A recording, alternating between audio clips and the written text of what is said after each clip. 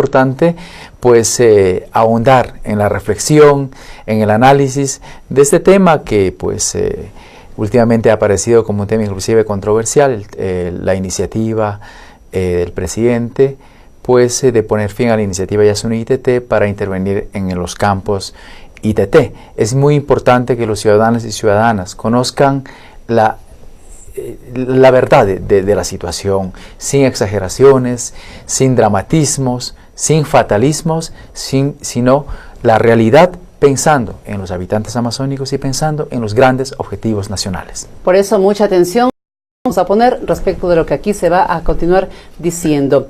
Y partimos de lo que habíamos ya dicho en la presentación misma del programa. El presidente de la República solicitó ya de manera formal a la Asamblea Nacional que declare de interés nacional los recursos naturales no renovables que están ubicados en los bloques petroleros 31 y 43, ubicados parcialmente, se dice así en la comunicación, dentro del Parque Nacional Yasuní, amparado en el artículo 407 de la Constitución. Asambleísta, ¿cuál debería ser el recorrido que debe seguir este pedido del presidente de la República dentro de la Asamblea? Bueno, el recorrido tiene que ser aquello que establece la Ley Orgánica de la Función Legislativa. Ahora el pedido está en presidencia. Tengo entendido de que el CAL ya va a reunirse en las próximas horas para tomar una definición de pues cómo proceder. Es decir, allí se han planteado algunas opciones. Uno es la conformación de una comisión ocasional, otro puede ser la comisión de biodiversidad, en fin, le corresponde al CAL tomar esta decisión y a partir de eso ya empezar el tratamiento del tema, que como lo establece la misma ley, pues tiene el mismo procedimiento que una ley orgánica. Hay un punto de partida, lo que significa explotar estos campos petroleros ubicados en el Parque Yasuní. El presidente de la República decía en su mensaje a la nación no dejarse engañar, un mensaje muy sentido para la juventud, y entiendo que ustedes también van a abonar en ese análisis asambleísta. ¿Cómo lo van a hacer? ¿Cómo se lo debe hacer? Bueno, Nancy, es muy importante que todos sepamos, que nos contextualicemos en la Amazonía, en forma particular en esta área denominada Parque Yasuní. Pero ojo, también debemos contextualizarnos en la historia petrolera de nuestro país, ¿no? Es muy importante que no perdamos de vista. En ese sentido, pues el Parque Nacional Yasuní es un parque que fue declarado hace ya muchos años, a finales de los 70, un parque que hoy por hoy tiene alrededor de 1 millón de hectáreas. En este parque ha habido intervención petrolera desde 1949, como ya se conoce, pero al mismo tiempo están ya alrededor de 5 bloques petroleros, el bloque 14, el bloque 15, 16, 17, ¿no? Está el bloque 31. Estos fueron adjudicados en otros gobiernos, en gobiernos que pasaron, pero claro, estamos hablando en el pasado, en la práctica petrolera, la política hidrocarburífera no era pues una política transparente. Allí no se hablaba de consultas. Es por eso que cuando se concesionaron estos bloques, ¿no? Estamos hablando de 5 bloques petroleros ya dentro del Parque Nacional Yasuní, pues no hubo toda lo que podríamos llamar la bulla que hay actualmente, ¿no? ¿No será porque se trata de un gobierno que llegó defendiendo los derechos de la naturaleza y ha sido apasionado inclusive en esa defensa? Se trata de un gobierno que promovió, por un lado, la mejor constitución del mundo. Tenemos una constitución que reconoce los derechos de la naturaleza, pero por otro lado, un gobierno que transparentó las cosas, un gobierno que hizo posible que uno de nuestros principales recursos estratégicos, como es el petróleo, pues sea de los ecuatorianos, pues que asumamos nuestra soberanía, de tal manera que, a diferencia de los gobiernos que pasaron antes de la Revolución Ciudadana, ¿no?, que entregaron nuestros recursos a las multinacionales, 80 de cada 100 barriles se llevaban las multinacionales. Las multinacionales tenían patente de corso para hacer lo que les venía en gana en nuestro país. Pero al mismo tiempo, los 20 restantes se los peleaba la partidocracia, así de simple. Se pagaba la deuda externa, beneficiaban a unas cuantas pocas ciudades del país y pare de contar. En este gobierno recuperamos la soberanía, las petroleras tienen que cumplir lo que las leyes del país ordenan, no pueden hacer lo que les da la gana.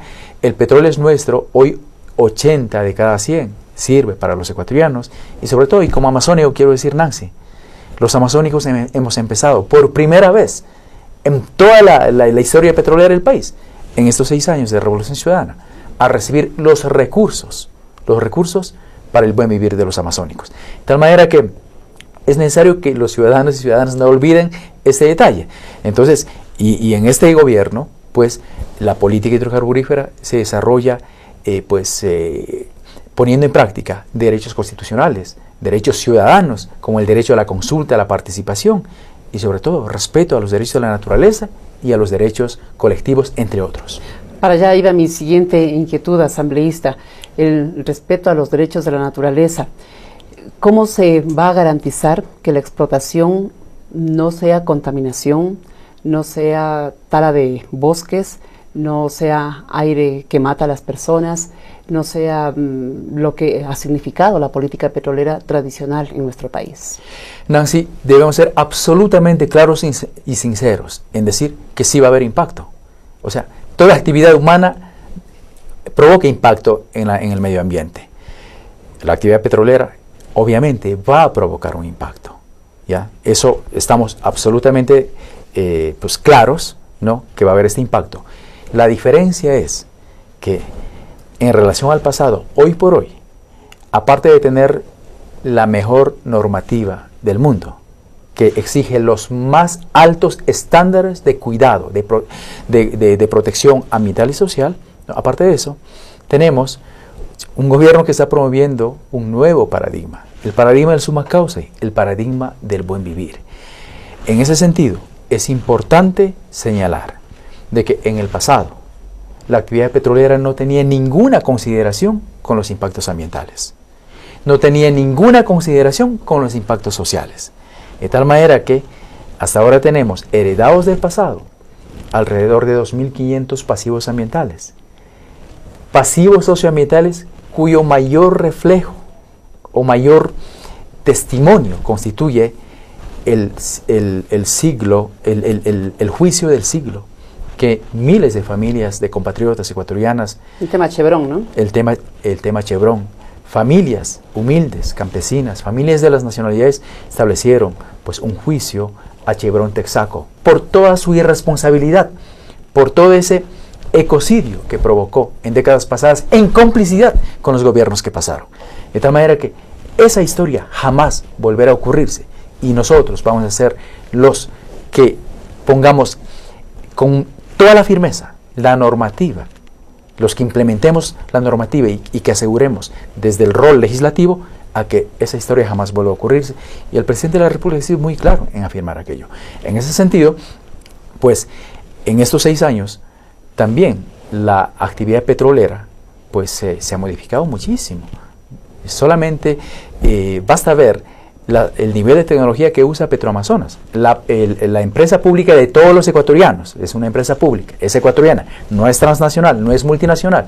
La empresa pública Petroamazonas pues ya lo viene aplicando en Pañacocha, en donde aparte de todo el cuidado ambiental, ¿no?, minimizar al máximo los impactos, pues significó que las comunidades que están en toda esa área hoy tengan una comunidad del milenio, que significa una nueva comunidad, con todo un plan de viviendas de calidad, servicios básicos, agua, energía, alcantarillado, saneamiento, escuelas del milenio, colegios, transporte, actividades económicas. Una comunidad del milenio, como siempre debió haber sido. Si el petróleo hubiera servido para el Ecuador, para invertir en servicios básicos, para fortalecer economías locales, otro hubiera sido la realidad del Ecuador.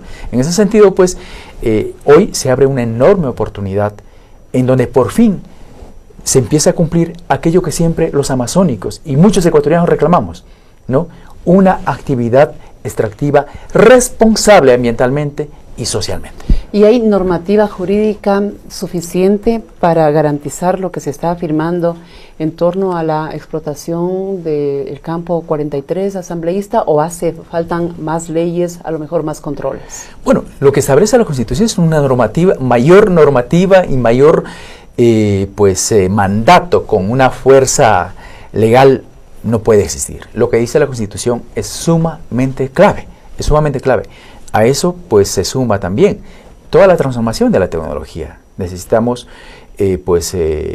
la utilización de la tecnología más sofisticada, ¿no?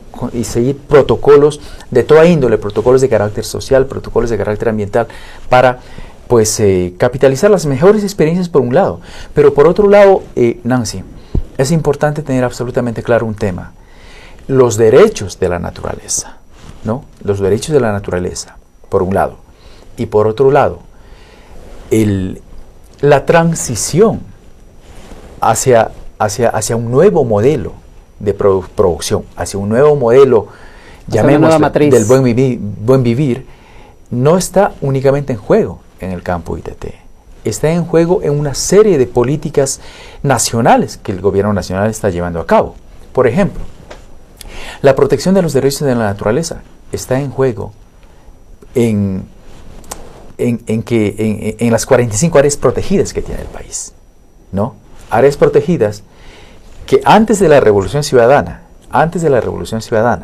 tenían un presupuesto de alrededor de $2 millones para su cuidado, para su conservación.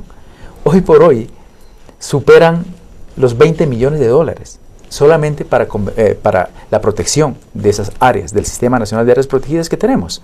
Son 45 áreas protegidas, el 20% del territorio ecuatoriano es área protegida, que anteriormente era casi abandonado por el Estado. Hoy por hoy hay presupuesto, obviamente que hace falta y hay que fortalecer. Y de hecho, los recursos que provienen del ITT tienen que fortalecer los recursos, reforzar los recursos económicos para el cuidado. Por otro lado, estamos hacia la transformación de una nueva matriz energética.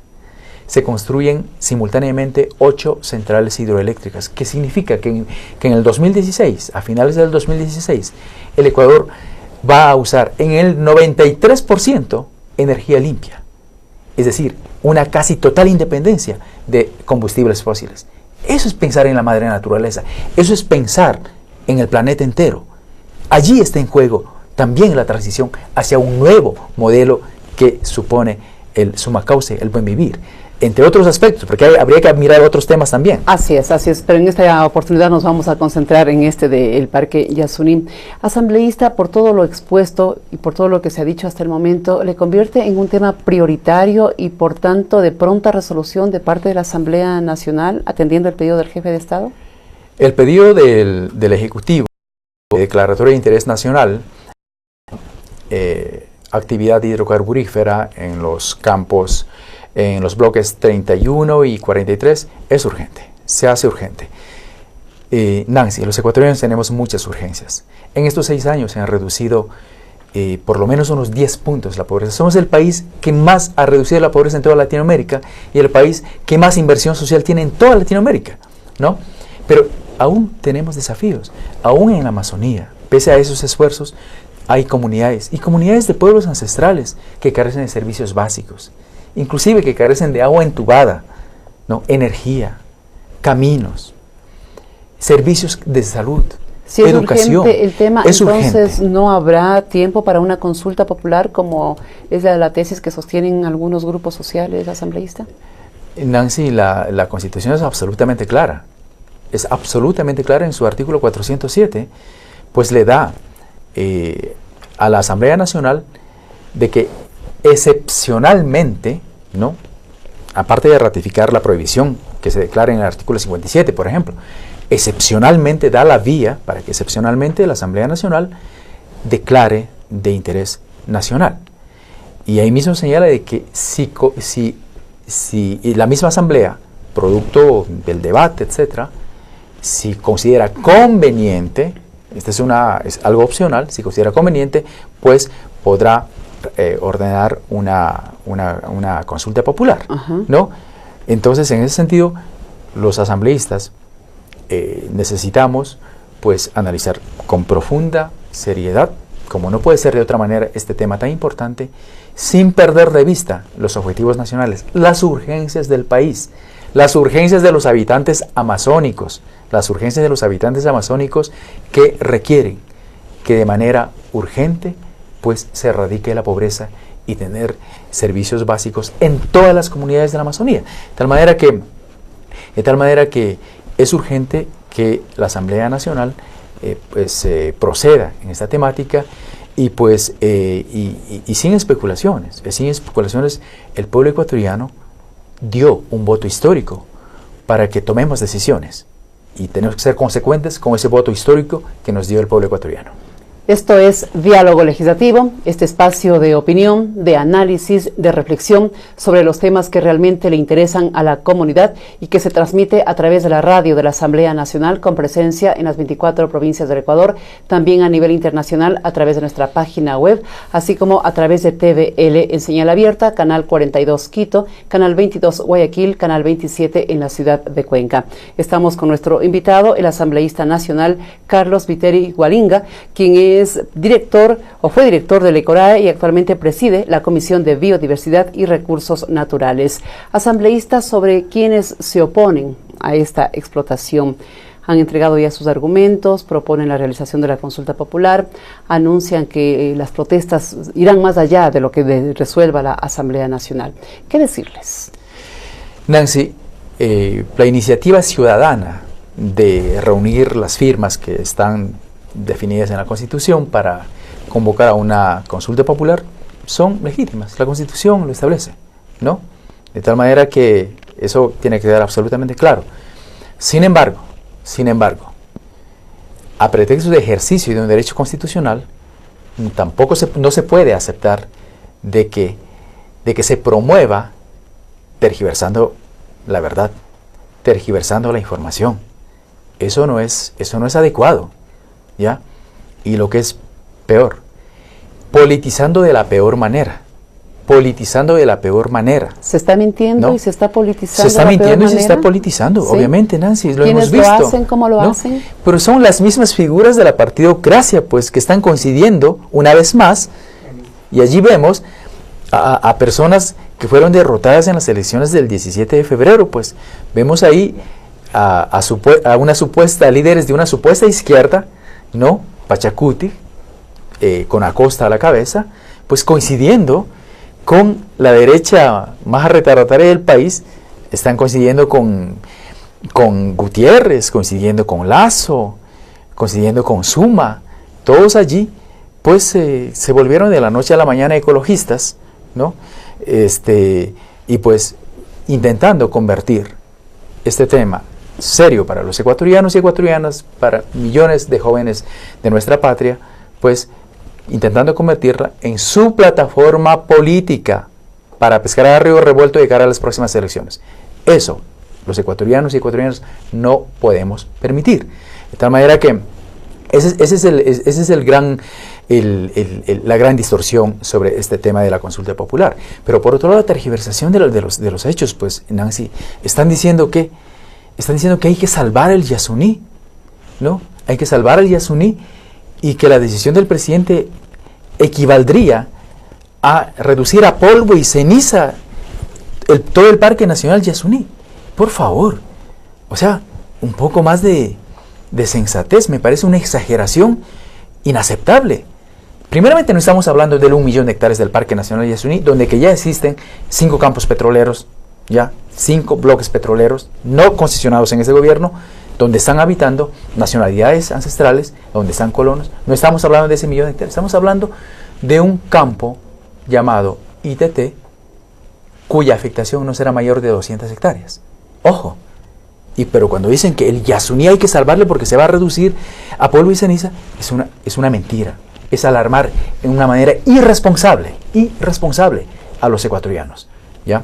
El haber incluido en la carta del presidente de la República cuando hace su pedido para que la Asamblea le autorice la explotación, el haber incluido el bloque 31, ¿qué reflexión, qué mensaje provoca en ustedes, asambleísta?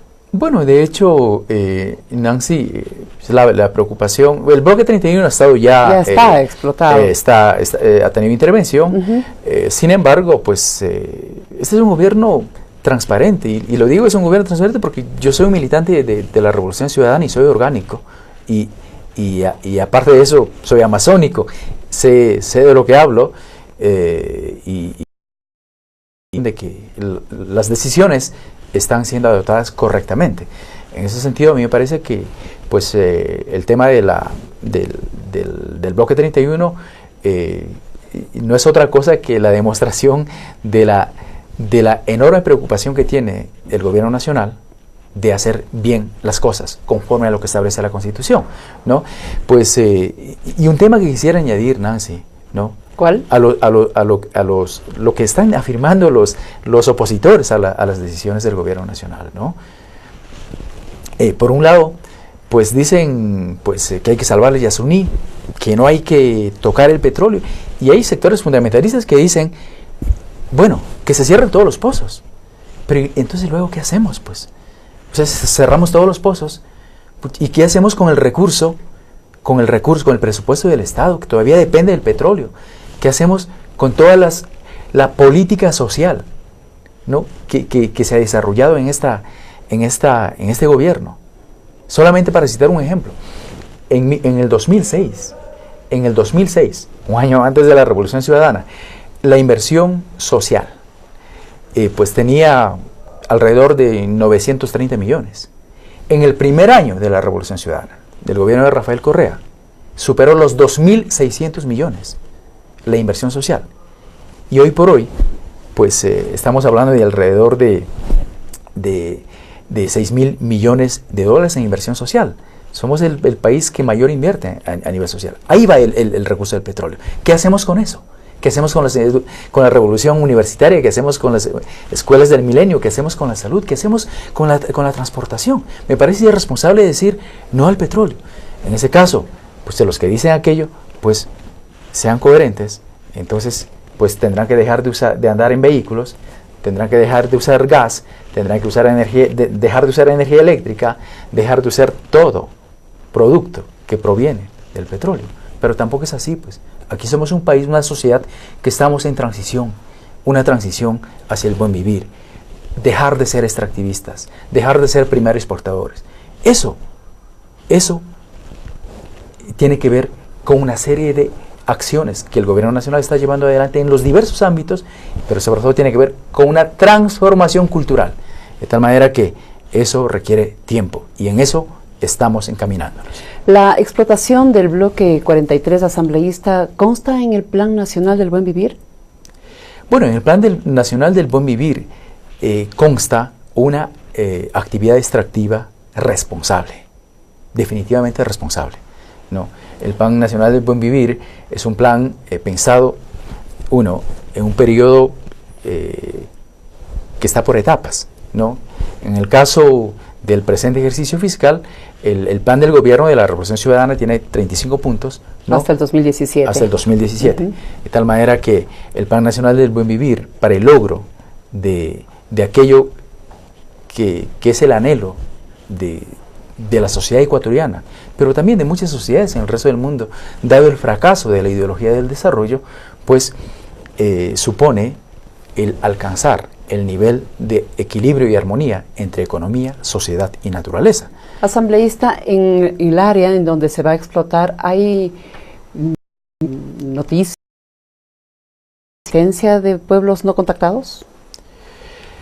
A ver, hemos escuchado la información del Ministerio de Justicia, ajá, que ha sido muy clara en afirmar que en el sector, en el área de influencia del Tambococha, Tiputini, Ixpingo, no se ha visualizado presencia de pueblos en aislamiento, ¿no? En esa área específica.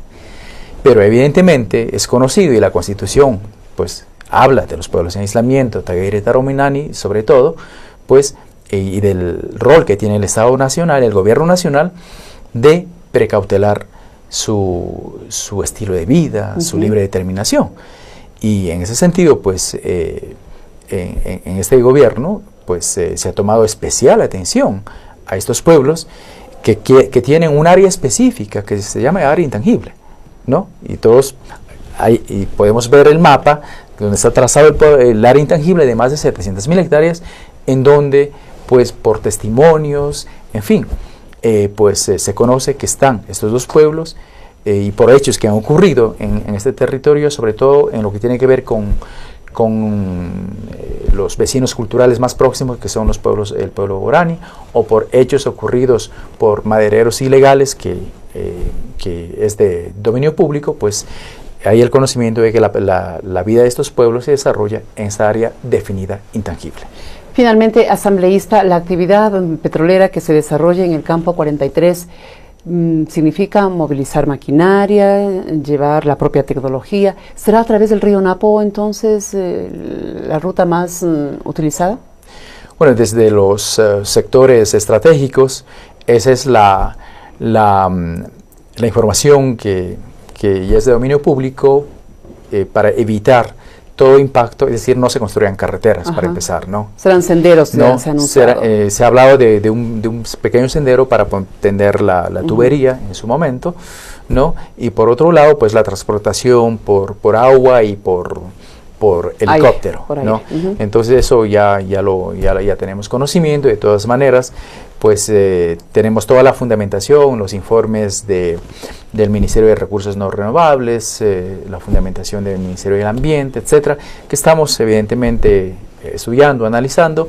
Pues en ese sentido creemos de que el Ecuador puede hacer la diferencia, y de hecho ha venido haciendo la diferencia y puede mantenerse a la vanguardia del logro, ese logro utópico, ese logro de una ilusión movilizadora, que es usar responsablemente los recursos y construir buen vivir para todos y para todas. Un tema, como lo habíamos anticipado, apasionante, pero que también necesita, como se ha hecho acá la convocatoria, de mucha información, de estar correctamente informados para evitar distorsiones, escuchando al un lado y también al otro, para que así la opinión sea la más concreta, la más correcta. Muchísimas gracias al asambleísta nacional Carlos Viteri Gualinga, quien es presidente de la Comisión de Biodiversidad y Recursos Naturales de la Asamblea Nacional. El tema que hemos desarrollado tiene que ver con la explotación petrolera en las áreas protegidas. Señoras y señores, muchísimas gracias por su atención. Aprovecho de unos pocos segundos para decirles que nos retiramos de parte mía por unos cuantos programas, unos cuantos días de vacaciones. Tomará la posta el compañero